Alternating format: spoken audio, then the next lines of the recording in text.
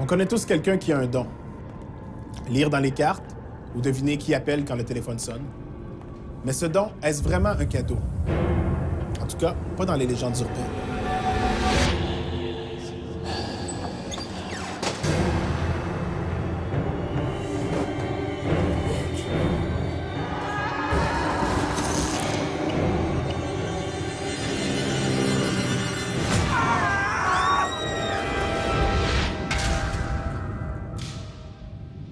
On dit souvent « si j'avais su ». Mais ce don de devin pourrait nous faire voir une fatalité sans nous permettre d'intervenir, sans qu'on puisse aviser les gens que le mal les guette. C'est exactement le cadeau empoisonné qui afflige l'infirmière dans notre première légende. Cette infirmière avait un don qu'elle tenait de sa grand-mère, semblait-il. Et c'était le genre de don qui était vraiment pas un cadeau, surtout avec le métier qu'elle pratiquait. Elle pouvait dire quel patient ne passerait pas la nuit juste en le regardant. Même ceux qui n'avaient apparemment rien de grave, elle savait dès leur arrivée s'ils s'en sortiraient ou pas.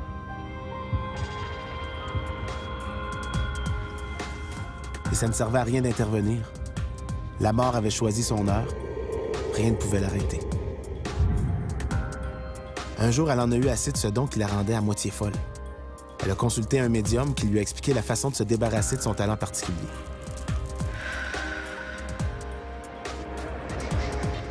Le rituel semblait avoir fonctionné, car les visions avaient subitement cessé. Quelques années plus tard, l'infirmière passe ses vacances dans un chalet qu'elle a loué avec sa famille. Un après-midi, sa fille insiste pour aller se promener en forêt. Pas question de la laisser aller jouer seule dans le bois, alors l'infirmière décide d'y aller. Son mari, lui, restera se reposer.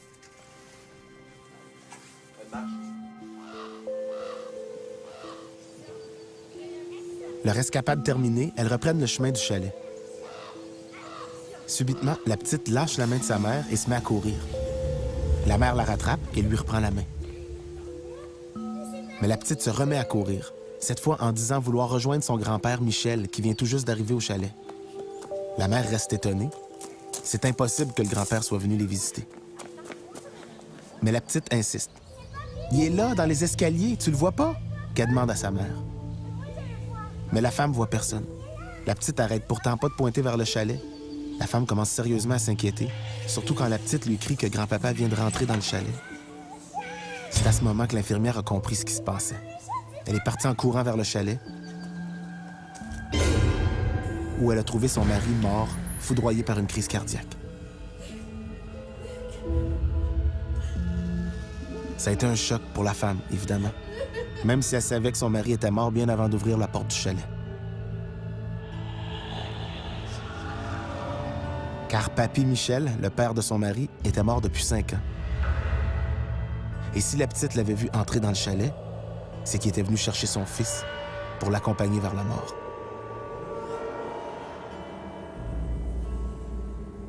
L'infirmière a compris que sa fille avait hérité de ce tragique don qu'elle croyait pourtant disparu.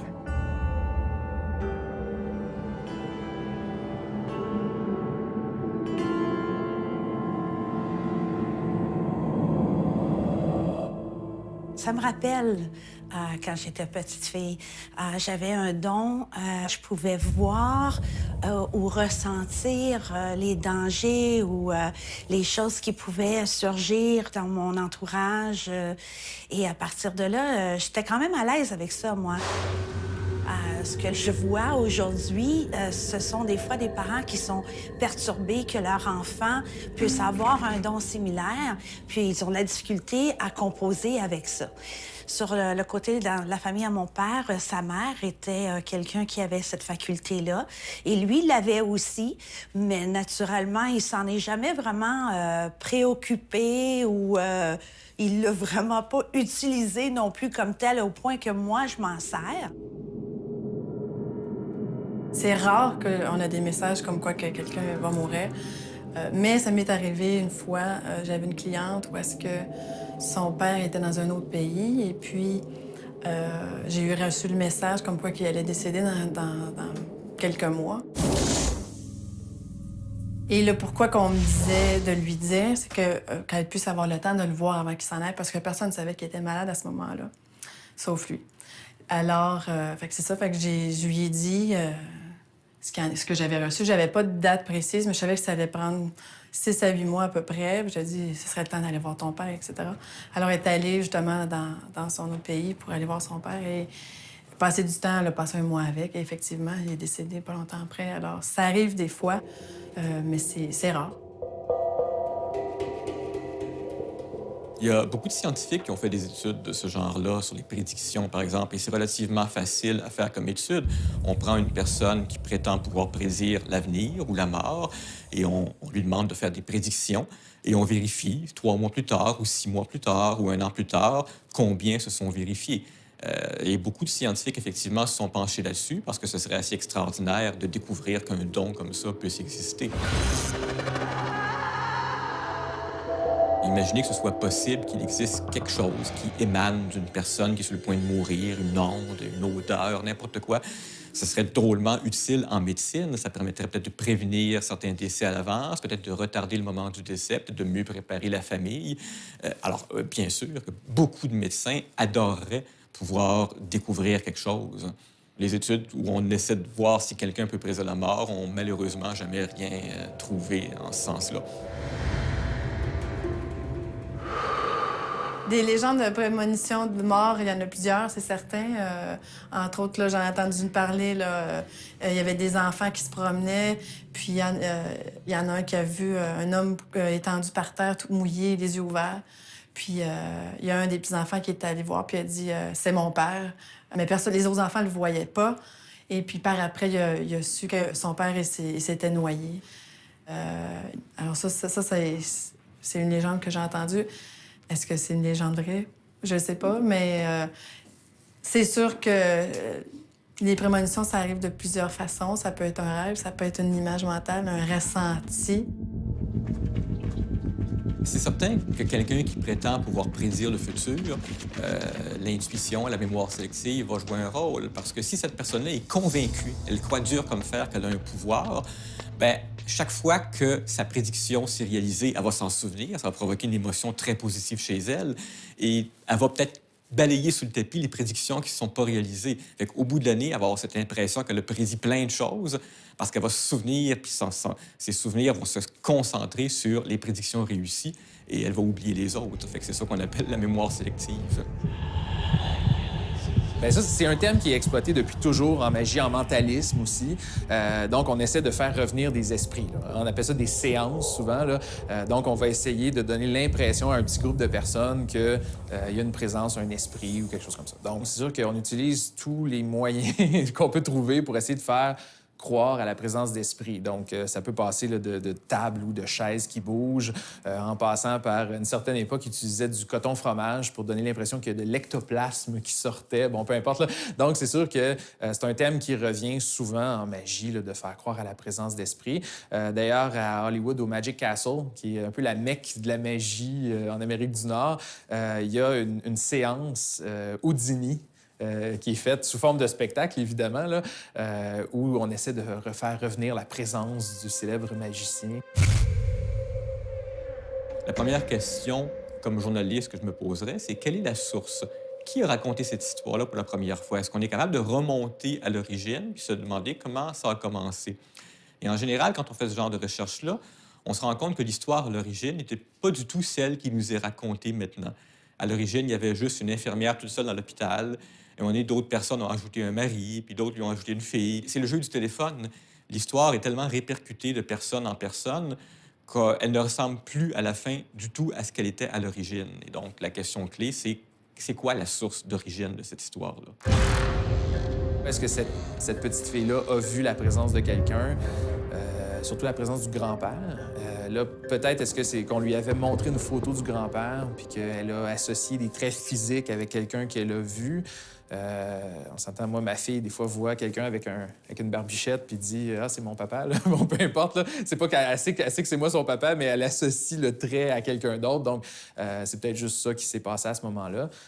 Puis parce qu'il y a eu un décès, bien, c'est sûr qu'on essaie de se l'expliquer, on essaie de trouver des façons d'expliquer tout ça, puis de trouver un sens. Donc, possiblement qu'on a dit « Ah, bien, la petite fille savait qu'il s'était passé quelque chose. » Mais en réalité, c'est juste qu'elle a vu quelqu'un passer, puis ça lui a fait penser à son grand-père. Là, donc...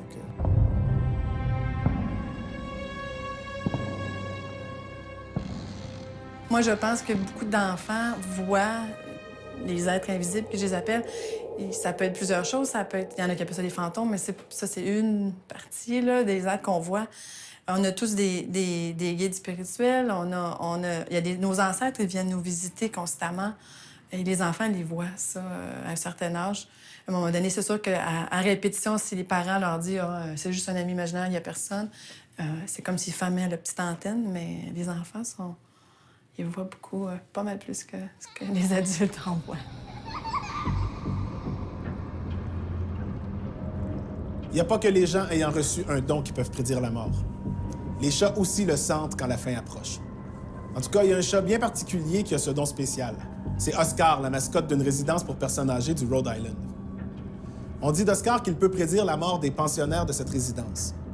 Quand il sent qu'une personne va mourir, il s'installe à ses côtés, la regarde fixement et lâche un long miaulement juste avant le dernier souffle du mourant.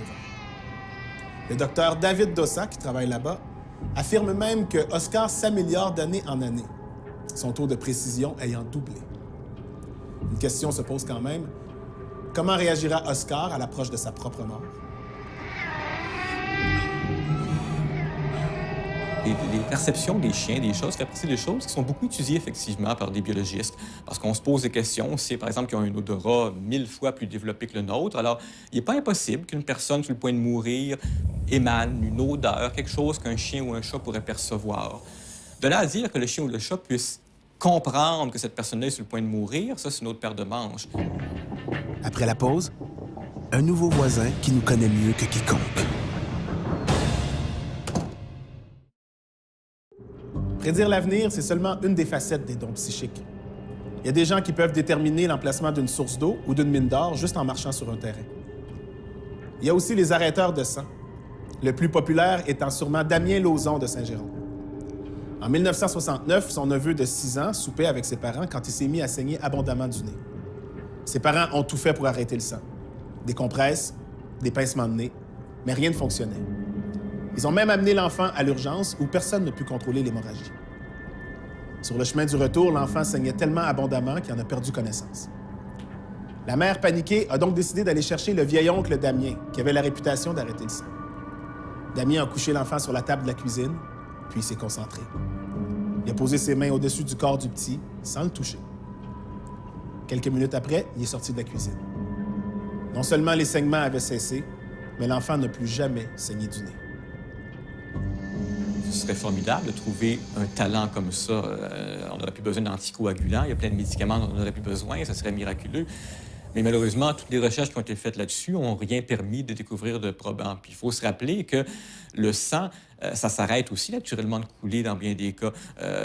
Si on était tous, à part les hémophiles, quand on a une blessure, elle va se coaguler par elle-même. Donc, il y a probablement beaucoup d'histoires de ces arrêteurs de sang qui ont imposé les mains, mais bon, finalement, ils n'auraient pas imposé les mains, puis le sang aurait arrêté de couler de toute façon au bout de quelques minutes. Alors forcément, un pouvoir comme ça se vérifie facilement. Effectivement, on l'amène à l'hôpital, on l'amène à l'urgence, on lui fait faire ses opérations, ses manipulations. C'est facile donc de vérifier au bout de quelques jours, quelques semaines, si les patients qu'il a approchés sont plus nombreux à avoir été guéris ou à avoir eu leur hémorragie stoppée que les autres.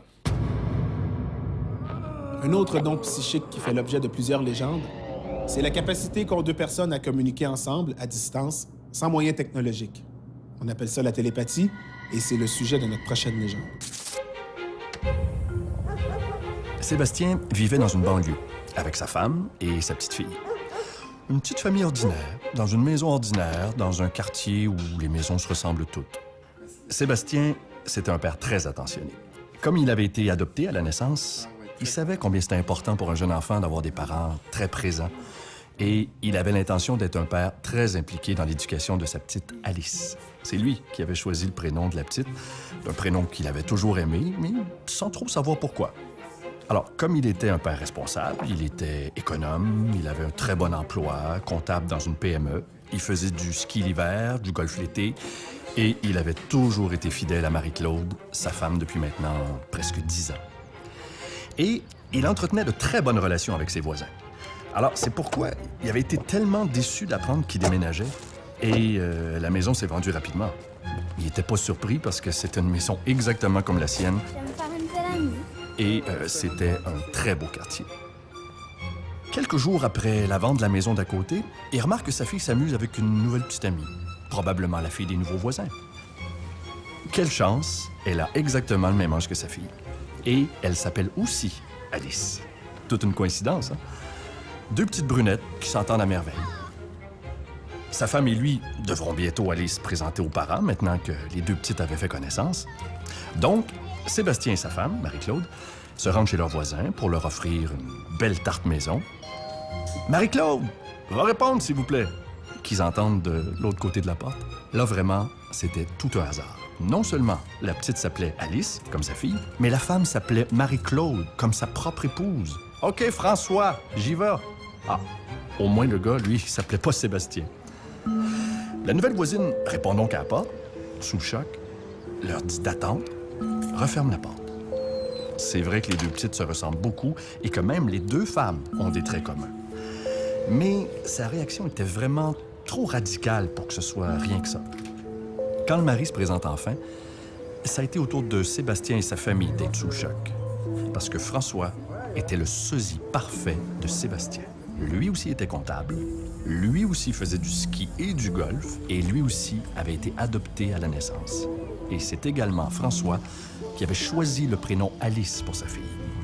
Mais ce que François et Sébastien ignoraient au moment de la naissance de leur fille, c'est qu'Alice, c'était le prénom de leur mère biologique, qui était morte quand elle avait accouché de jumeaux 35 ans plus tôt. L'année passée, j'ai lu le magazine National Geographic, puis tout le numéro était sur les jumeaux identiques qui ont été séparés à la naissance. Et c'était tous des exemples ils ont nommé l'enfant le même nom, ils ont marié une personne qui avait le même nom, quasiment la même année. En tout cas, c'est fou, les exemples, là. Fait que pour moi, c'est pas du tout une légende. Veux pas, on a le même ADN, on est dans le même utérus, on est dans la même sac. L'énergie est comme fusionnée. Je pense qu'on garde cette espèce de courant-là. C'est un peu comme si on était connecté sur Internet là, tout le temps avec son jumeau, puis il y a comme quelque chose qui se passe. On peut faire une recherche bêtement statistique, se demander il y a combien de jumeaux en Amérique du Nord, par exemple. Et les statistiques nous disent que c'est 3 % de la population, ce qui veut dire qu'en Amérique du Nord, au moins 10 millions de personnes sont des jumeaux. Alors, sur un nombre aussi énorme, il est à peu près inévitable qu'il y en ait qui aient vécu des vies qui se ressemblent beaucoup. Ajoutez à ça le fait que 2 jumelles, par exemple, sont nées évidemment le même jour, ont la même apparence physique, ont connu les mêmes films, est exposées à la même culture. Il y a peut-être même, qui sait, des prédispositions génétiques qui font qu'elles sont plus intéressées à la musique ou au sport, aux mathématiques. Ça augmente les chances qu'elles tombent en amour avec le même genre de gars. Et donc, les chances sont beaucoup plus élevées que dans le lot, sur les 10 millions, il y a des coïncidences qui nous paraissent bizarres, mais qui sont tout à fait normales. Moi, je pense pas que c'est une légende, parce que je suis jumelle et identique. Et effectivement, on a des connexions au-delà de qu'on peut comprendre. Là. C'est comme un lien psychique, si on veut. Là. Il y a tellement de coïncidences là, qui se passent entre jumelles. Là. Puis, bon, on se connaît, on n'a pas été adoptés ou séparés à la naissance, mais des petits détails, là...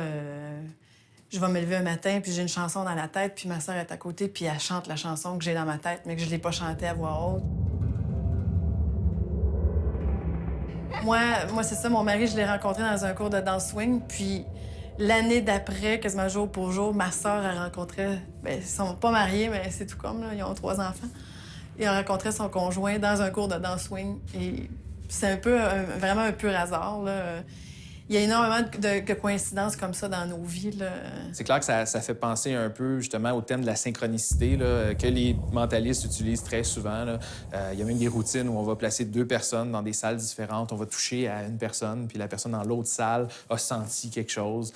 Donc, c'est clair que c'est quelque chose qui est très théâtral, là, que les magiciens vont se servir comme thème, là. Bon, évidemment, il y a un truc dans notre cas, là. Donc, voilà. Mais c'est sûr qu'avec des jumeaux, c'est encore plus intéressant. Il y a la CIA, entre autres, qui a déjà fait des expériences pour voir s'il n'y avait pas des liens télépathiques entre jumeaux. On essayait d'endormir un des deux jumeaux, puis on essayait de voir si l'autre ressentait quelque chose. Donc, il y a eu plusieurs expériences comme ça. Bon, est-ce qu'il y a eu un résultat? Je ne crois pas, là, mais bon. Une de ces histoires qui revient souvent sur Internet, des jumeaux qui auraient vécu des histoires similaires, semblables, c'est des Jim et James qui auraient été étudiés par des scientifiques à l'Institut Liobac de Jacksonville, en Floride. Bien, ça, c'est le genre de détails qu'on peut vérifier rapidement. Puis il se trouve qu'il n'y a pas d'Institut Liobac à Jacksonville, en Floride. On n'arrive pas à trouver un institut de ce nom-là qui aurait fait des études sur les jumeaux. Les jumeaux, séparés à la naissance, ont quand même, eux aussi, de l'énergie. Hein? C'est de l'énergie. L'âme est une énergie et c'est une énergie que l'être humain reçoit à la naissance et continue. C'est notre senti, c'est nos 5 sens. Il ne faut pas les oublier. Hein? Le jumeau va avoir cette sensibilité-là d'avoir l'impression de manquer quelque chose ou manquer quelqu'un. Alors, cette fois-là, j'imagine que ces deux âmes ont décidé de se réincarner ensemble pour cheminer d'une façon individuelle au début et par la suite se retrouver. Des fois, même, c'est émotif, là. Ma sœur est triste, puis là, je suis triste, puis ça vient de nulle part, puis je comprends pas. Puis j'appelle ma sœur, puis c'est toi qui es triste. Je vais pas être triste de nulle part, là. C'est comme, je ressens son émotion. Fait que des fois, il faut apprendre à se séparer un peu. C'est pas toujours facile. Plusieurs légendes urbaines exploitent ce don de télépathie entre jumeaux, souvent unis par la fatalité du destin. Par exemple, dans l'une de ces légendes, on raconte qu'un homme qui se rendait aux funérailles de son frère jumeau en moto a eu un accident exactement au même endroit où son frère s'était tué quelques jours auparavant. Et dans la saison 2, nous vous avons présenté la légende qui prétend qu'un étudiant en médecine a fait une crise cardiaque quand il a découvert sur la table d'autopsie un corps qui lui ressemblait beaucoup trop. Évidemment, il ne savait pas qu'il était en train de disséquer le corps de son frère jumeau, dont il ignorait l'existence. Ma croyance, selon toutes les expériences que j'ai eues et les témoignages que j'ai eus de mes clients et tout, avant qu'on ait, on se fait un peu un plan de match. Là, on décide nos grandes lignes. Le reste, on va laisser ça au choix, au libre arbitre. Oui, là, je pense que les jumeaux, ça peut être, c'est ça, deux amoureux qui voulaient pas se lâcher, puis ils ont dit, bon, ben la prochaine vie, on va être des jumeaux, des jumelles. Ça peut être des meilleurs amis qui ont décidé de pas se quitter. Une mère et un enfant, ça peut être ça aussi. Bien, c'est toujours les mêmes 2 ou 3 histoires qu'on ressort sur les sites web et dans les romans. Les médias ne nous parleront en revanche jamais des 99,9 % de jumeaux qui ont vécu des vies tout à fait différentes et qui n'ont absolument aucune coïncidence bizarre dans leur vie. Il y a une prof de psychologie à l'Université de Trois-Rivières qui aurait vécu une expérience très étrange. Elle la raconte à ses étudiants à toutes les sessions. Pendant quelques années, elle suivait un jeune garçon de 10 ans qui avait des problèmes d'agressivité. Un jour, qui était assis à son bureau, il aurait été contrarié par quelque chose qu'elle avait dit, puis il s'est mis en colère.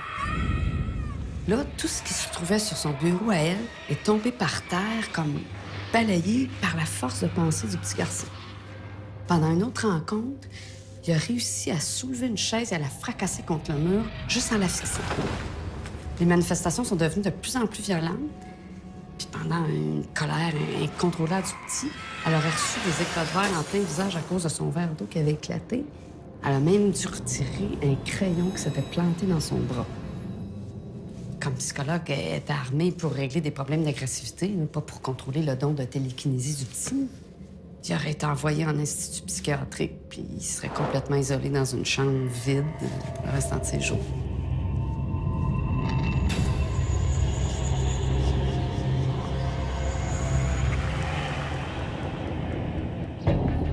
Au retour de la pause, une date fatidique.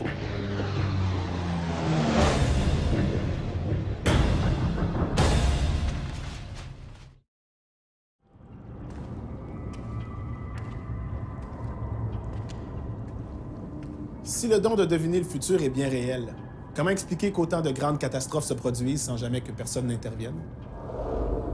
Le 11 septembre 2001, par exemple. Est-il possible que parmi tous les gens qui prétendent avoir des dons de voyance, personne ne l'ait vu venir? Certains affirment que Nostradamus avait prédit l'attentat quand il a écrit au 16e siècle que 2 sœurs jumelles seraient écrasées dans la ville de York au 21e siècle. Il y a aussi l'écrivain Morgan Robertson, qui a publié 14 ans avant le naufrage du Titanic l'histoire d'un paquebot géant nommé Titan qui coulait après avoir frappé un iceberg. Peut-être aussi que les auteurs de ces récits, tout comme les gens qui rêvent à des catastrophes, ne savent tout simplement pas qu'il s'agit d'une prédiction, comme c'est le cas dans notre prochaine légende. Ça s'est passé à l'automne 1943, en Allemagne, en pleine Deuxième Guerre mondiale. Malgré la peur ambiante, les activités quotidiennes devaient continuer. Personne ne savait ce qui allait se passer et tous s'attendaient, inquiets, l'issue du conflit. Comme cette femme, par exemple, dont le mari n'avait pas été appelé par l'armée à cause d'une blessure, mais leur fils, lui, était militaire. Il était au front depuis quelques mois déjà.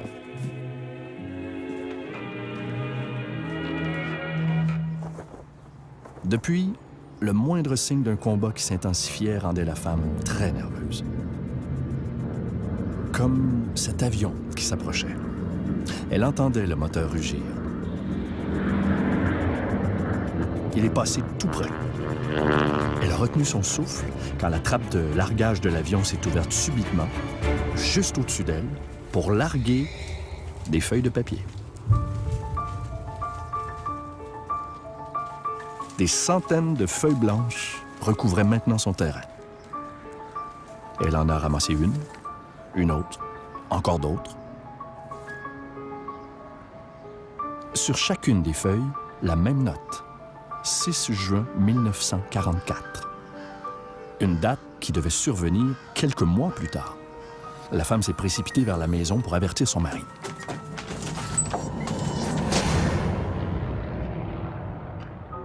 C'est précisément à ce moment-là qu'elle s'est réveillée. Parce qu'évidemment, c'était un rêve. La femme a raconté son rêve à son mari, qui semblait pas ébranlé par ce qu'il entendait. Mais la femme, elle, continuait de trouver étrange qu'une date comme celle-là soit apparue précisément à elle. Bref, plusieurs mois ont passé sans que ce rêve ne la quitte vraiment. Un matin, pendant qu'elle vaquait à ses tâches ménagères, son mari a ouvert la radio pour écouter les nouvelles. C'est là qu'ils ont appris que les troupes alliées venaient de débarquer en Normandie, ce matin même, soit le 6 juin 1944.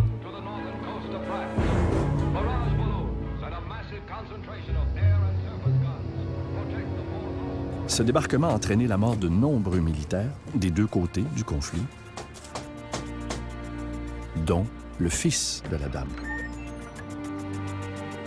qui n'avait plus à chercher la signification de ce rêve fatidique.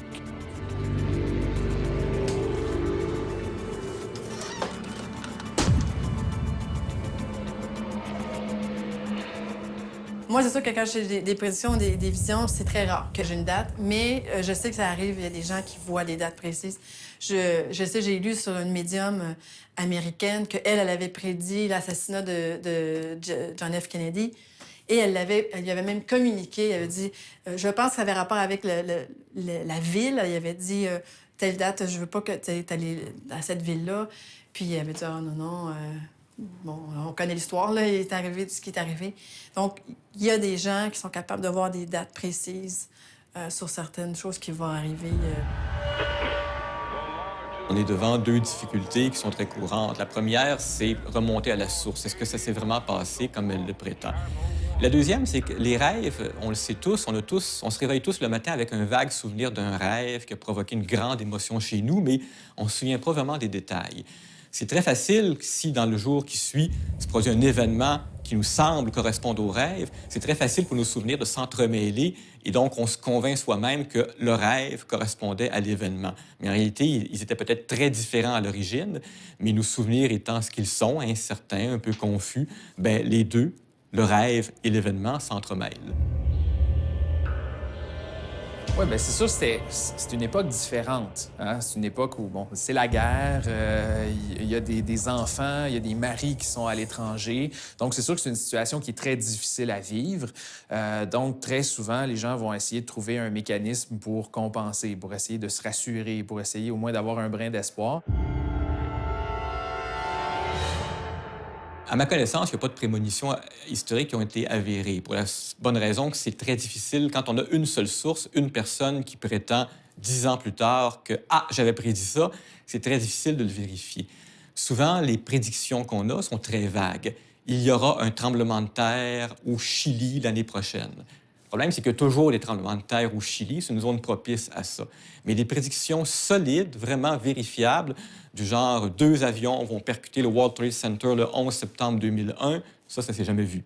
Le fait qu'une personne soit plus réceptive que d'autres, bien, on peut soit recevoir des rêves prémonitoires ou un ressenti. On va savoir, va pas là. Il y a tellement eu d'exemples là, quand il y a eu le 11 septembre. Là. Il y a plein de gens qui n'ont pas pris l'avion ce matin-là. Il est arrivé quelque chose, ils ne le sentaient pas, ou il y avait des coïncidences qui ont fait qu'ils n'ont pas pris l'avion, puis une chance qu'ils ne l'avaient pas pris, ou il n'avait pas été travaillé. Alors, James Randi et les sceptiques américains offrent un gros lot, littéralement, d'1 million de dollars à quiconque prétend avoir des pouvoirs paranormaux et qui soit capable de le démontrer. Ça veut dire qu'une personne qui, par exemple, prétend pouvoir prédire l'avenir, bien, on l'invite quelque part, on lui demande de faire des prédictions, on la filme, bien sûr, des prédictions vérifiables pour les 3 prochains mois ou les 6 prochains mois. Et si au bout de 6 mois, elle a eu un taux de réussite qui est vraiment supérieur à la moyenne, supérieur au hasard, bien, elle peut gagner le million de dollars. Beaucoup de gens qui prétendent avoir des pouvoirs se sont soumis à ces tests-là. Aucun ne l'a réussi jusqu'à maintenant. Même la meilleure des médiums, je pense pas qu'elle va être capable de prédire plus précis que 80 il y a toujours des zones grises. Le futur, il y a toujours quelque chose qui bouge. Il y a tellement de libre arbitre et de choix. Comme la dame qui a prédit, le médium qui a prédit l'assassinat de JFK, il y a plein de choses qu'elle a prédit qui ne sont pas arrivées. Parce qu'elle faisait vraiment comme des publications de tout ça. Donc, on peut tout vérifier le pourcentage jusqu'à ce qui est vraiment arrivé et ce qui n'est pas arrivé. Dans le cas des astrologues, c'est assez facile de vérifier scientifiquement leurs prévisions. On prend les prévisions qu'ils font pour les 12 prochains mois et à la fin de l'année, on vérifie. On compte, il y en a combien qui sont réalisés, il y en a combien qui ne sont pas réalisés. Et dans toutes les fois où ce genre d'études scientifiques-là a été faite, bien, l'astrologue s'en sort très mal. Il y a très peu de ces prévisions qui sont réalisées. Et celles qui sont réalisées, c'est celles que n'importe qui suit l'actualité aurait pu réaliser lui-même.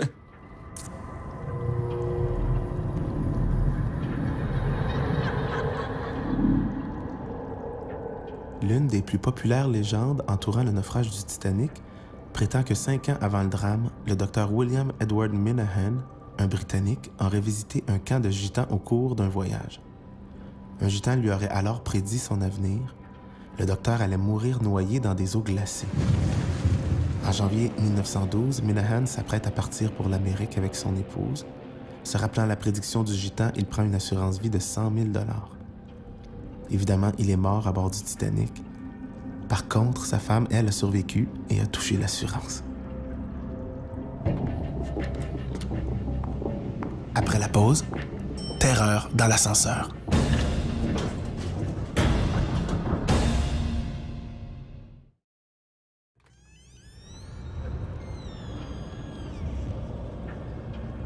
La réalité et la fiction, souvent, ça s'entremêle, hein? Surtout dans les légendes urbaines, mais dans les films aussi qui s'inspirent de légendes urbaines. Par exemple, le film Le Sixième Sens, qui raconte l'histoire du petit garçon qui voit l'âme des morts. Ben, ça a l'air que ça serait inspiré de l'histoire d'une jeune Américaine, une jeune fille qui s'appelait Carissa. Cette petite fille-là, sur toutes les photos sur lesquelles elle apparaissait, il y avait toujours une espèce de tache blanche à côté d'elle. Puis sur plusieurs photos, la petite avait l'air de regarder la tache et d'y sourire même. Pourtant, tous les gens dans son entourage disent qu'au moment où ils ont pris la photo, ils n'ont jamais vu ça, là, cette tache-là à côté d'elle. Le phénomène comme ça s'est poursuivi pendant des années, malgré le fait que c'était jamais les mêmes personnes qui prenaient les photos, c'était jamais le même appareil qui était utilisé, c'était jamais même dans les mêmes lieux.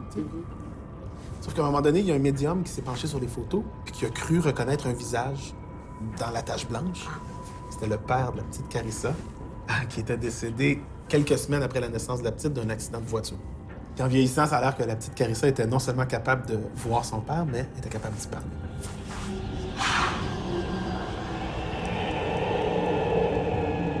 Premièrement, depuis toujours, les gens essaient de trouver ce genre d'apparition-là sur des photos. Donc, on s'entend que dès qu'il y a une photo qui a une tache, qui a été mal imprimée, qui a un reflet de lumière, bon, etc., c'est clair que les gens pensent « Ah, il y a quelque chose de spécial. » là. Des fois, là, ça peut juste être l'éclairage qui est pas bon. Là. Il y a même des trucages où des gens ont été jusqu'à cracher dans la lentille pour former une forme ou enfin quelque chose sur la photo, sur le produit final. En général, c'est des poussières qu'on va voir sur la caméra. Mais ça arrive des fois que ça va toujours suivre une personne. Par hasard, il y a comme 4-5 photos, puis il y a toujours cette petite boule-là autour. J'en ai vu. Ça, j'en ai vu des gens que je connais dans ma famille. Sur Internet aussi, il y en a tout plein là, qu'on peut voir. Là. Il y en a que c'est bon. Si c'est vrai, c'est pas vrai, on sait pas. Mais moi, je pense que c'est possible. Je veux pas quelqu'un qui... On est visité constamment par nos ancêtres. Est-ce qu'il y en a qui ont la capacité de laisser des traces photographiques? Oui, pourquoi pas? On peut voir des signes prophétiques où on veut, dans les tasses de thé ou dans la forme des grains de beauté. Et après, quand notre histoire s'avère vraie, on se met à croire en nos propres pouvoirs. Comme c'est arrivé à la fille dans la légende suivante. C'est une histoire qui a été publiée pour la première fois en 1906 dans un magazine américain. Dans la version originale, il était question d'un autobus. Dans la version actualisée, c'est plutôt dans un ascenseur que ça se passe. La femme travaillait dans un bureau d'avocat, dans une grande tour du centre-ville. Comme tout le monde dans ce domaine-là, elle avait des horaires de fou. Elle devait terminer une recherche urgente pour un procès en cours. Elle y passait tout son temps, mangeait et dormait peu.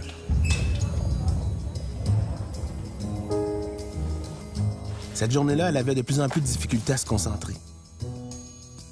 Ça faisait plus de 20 heures en ligne qu'elle bûchait sur le même dossier. Elle s'est donc permis une petite sieste. Elle a même rêvé qu'elle rentrait à la maison. Elle marchait seule, il faisait froid. Il y avait un vent très inhabituel pour cette période de l'année. Une voiture qui passait devant elle a attiré son attention. Le véhicule a ralenti et s'est arrêté à sa hauteur. C'était un corbillard. Le conducteur a baissé la vitre et l'a regardé comme s'il la connaissait. Ensuite, il lui a ouvert la portière et lui a dit presque trop calmement « Embarquez. Il reste encore une place. » La fille trouvait ça très étrange. Inquiète, elle s'est éloignée en courant. C'est à ce moment-là qu'elle s'est réveillée. Elle a réalisé qu'elle serait en retard si elle ne remettait pas son dossier dans les prochaines minutes. Elle a ramassé sa paperasse. On l'attendait dans la salle des audiences au rez-de-chaussée, 22 étages plus bas. Elle devait attraper le prochain ascenseur et vite. Elle attendait impatiemment que l'ascenseur arrive. La porte s'est enfin ouverte. La fille est venue pour embarquer, mais elle a subitement changé d'idée. Elle a laissé la porte se refermer devant elle, même si elle était très pressée. Qu'est-ce qu'il y avait dans l'ascenseur pour la repousser comme ça? On le verra après la pause. Avant la pause, une femme qui travaille pour un bureau d'avocat dans une grande tour du centre-ville décide de faire une sieste après avoir travaillé sans relâche pendant des heures. Elle fait un drôle de cauchemar. Un corbillard s'arrête devant elle et le chauffeur l'invite à embarquer en lui disant qu'il ne reste qu'une seule place. Mais elle se réveille subitement. Elle doit remettre un dossier très attendu. Elle court prendre l'ascenseur. Elle commence à s'impatienter quand la porte s'ouvre enfin. Elle vient pour embarquer, mais se ravise. Le portier venait juste d'ouvrir la grille. Elle le reconnaît. C'est le chauffeur du corbillard dans son rêve. Elle l'a sans doute croisé plusieurs fois sans s'en rendre vraiment compte. L'homme lui fait signe d'entrer en ajoutant « Embarquez, il reste encore une place. » Elle trouve ça de plus en plus bizarre. Elle décide de prendre les escaliers. Elle comprend pas pourquoi elle rêvait à cet homme précisément. Mais l'explication tarde pas à venir, sous la forme d'un bruit fracassant de ferraille.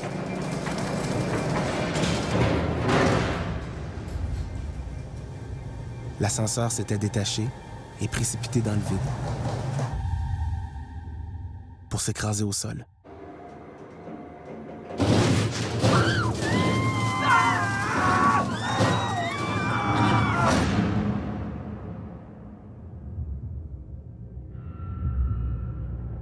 Aucun occupant n'a survécu.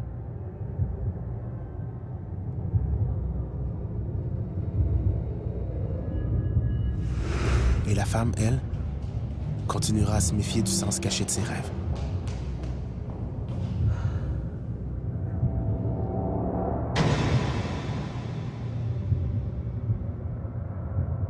Peut-être juste qu'elle prenait les escaliers tout court. Hein? Soit que ça allait plus vite, soit parce qu'elle voulait se garder en forme, peu importe. C'est sûr que quand il arrive quelque chose comme ça, les gens ont tendance à vouloir le raconter. Hein? On dit « Ah, tu devineras jamais ce qui s'est passé au travail l'autre jour. » Donc, c'est sûr que si on pense à ça, ben, quitte à raconter l'histoire, aussi bien la raconter de façon intéressante. Donc, c'est sûr que possiblement que cette personne-là, en voulant soit raconter ou en déformant l'histoire comme ça, le fameux jeu du téléphone, a peut-être fini par dire « Ah, je l'ai rêvé, on m'a amené là, bon, etc. » Puis peut-être qu'elle avait vraiment rêvé aussi. On s'entend qu'on rêve aux situations qui nous entourent, aux gens qu'on rencontre à tous les jours. Donc, possiblement que cette personne-là, c'est un collègue de travail ou quelqu'un qu'elle croise assez régulièrement. Donc, possiblement que cette personne-là était déjà dans ses rêves. Puis là, elle a juste associé les idées ensemble pour créer une histoire qui était beaucoup plus intéressante que juste raconter un fait divers qui s'est passé dans un ascenseur. Il faut toujours se rappeler que notre mémoire est quelque chose de pas aussi organisé qu'on veut bien le croire. On a une mémoire sélective, on réorganise nos souvenirs en fonction des événements, en fonction des émotions. Et c'est très difficile parfois de savoir, de distinguer les vrais souvenirs des faux souvenirs, surtout quand on tient absolument à croire à une histoire. Une autre possibilité pourrait être ces cas de déjà-vu. On ne sait pas trop qu'est-ce que c'est que les déjà-vus, mais les neurologues qui examinent ça se rendent compte qu'il n'est pas nécessaire d'avoir déjà vécu un événement pour avoir l'impression de déjà-vu. Il semble qu'il se produise des fois dans nos cerveaux un genre de court-circuit. On est devant un événement, on observe quelque chose, on a cette impression de l'avoir déjà vécu alors qu'il n'en est rien. C'est comme si c'était deux neurones qui s'étaient mal connectés et ça peut expliquer des fois des impressions bizarres qu'on a de prédire le futur ou d'avoir déjà vécu un événement. J'ai un exemple similaire, mais c'est plus qu'une prémonition ou qu'un avertissement, c'est carrément une intervention physique. Là. Je traversais la rue sur Jean Talon, puis il y a une auto qui s'en venait comme ça, puis habituellement, les autos devraient aller tout droit, mais celle-là, elle a décidé d'aller plus vite que les autres et de tourner. Mais moi, je traversais la rue et puis je me suis carrément fait pousser à l'avant par une main invisible. J'ai senti une main dans mon dos comme ça qui m'a poussée. Moi, j'ai comme sauté quasiment 1 mètre en avant. Puis là, l'auto, elle a passé là, à quelques centimètres derrière moi. J'étais comme ça, je traversais, puis j'étais sous le choc. Je peux pas l'expliquer. Est-ce que c'est des anges gardiens, mes guides spirituels, des ancêtres qui m'ont aidé? Je sais pas, mais on m'a aidé à ce moment-là pour pas que je me fasse frapper, absolument. Ça, c'est un exemple que j'ai, là.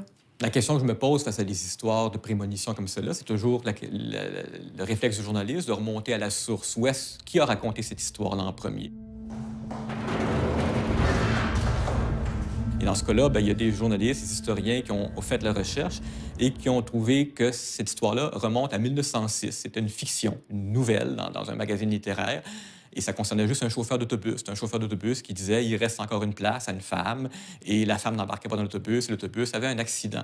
Mais c'était une pure fiction. C'était même pas une femme qui avait raconté cette histoire-là. Et par le jeu du téléphone par la suite, le chauffeur d'autobus est devenu un chauffeur de corbillard, puis un conducteur d'ascenseur. Et des gens sont venus à croire que c'était une histoire vraie.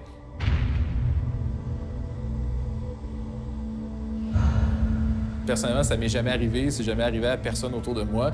Puis à chaque fois que je tombe sur des situations un peu paranormales, malheureusement, j'ai tendance à les associer assez facilement à des tours de magie ou à des trucs que les mentalistes présentent. Donc, moi, c'est mon travail de recréer ça dans un contexte théâtral. Donc, c'est clair que personnellement, je veux pas passer pour un sceptique fini. Là. Je suis ouvert à l'idée, mais c'est jamais arrivé qu'aucune situation m'amène à y croire ou à penser que c'est possible. Donc, voilà, qui sait, peut-être un jour. Des prophéties en tout genre et des rêves prémonitoires ont été recensés par milliers tout au long de l'histoire. Donc, la prochaine fois que vous vous réveillerez en ayant l'impression d'avoir vu l'avenir, prenez des notes. Vous êtes peut-être devin. Et si c'est pas le cas, vos écrits pourraient quand même générer d'excellentes légendes urbaines.